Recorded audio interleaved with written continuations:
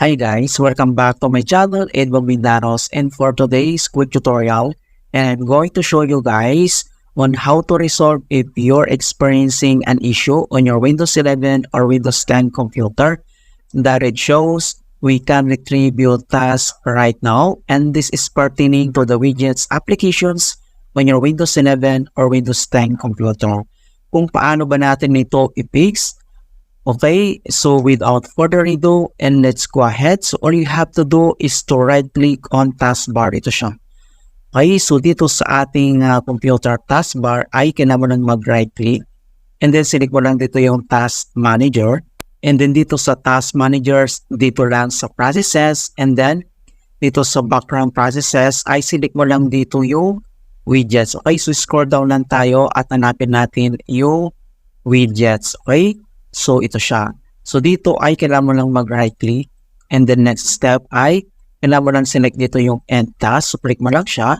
And then next ay kailangan mo lang mag-restart. Okay, so close mo lang dito yung task manager. And then, click mo lang dito yung start menu. And then, click mo lang dito yung restart. Alright?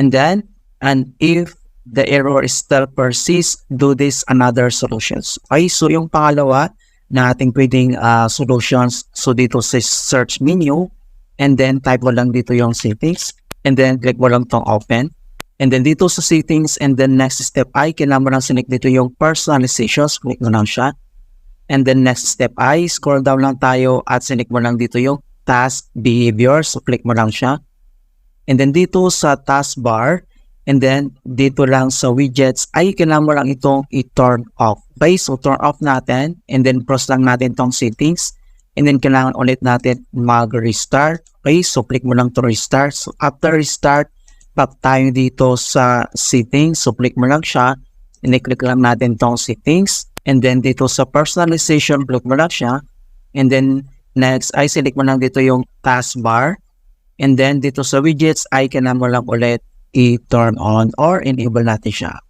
Alright, so ganoon lang po kasimple kung paano natin i-fix ang we can't retrieve your task right now widgets error in Windows 11 or Windows 10. Okay, so please don't forget to like this video and subscribe to my channel for more quality content. Thank you guys and see you in my next tutorial.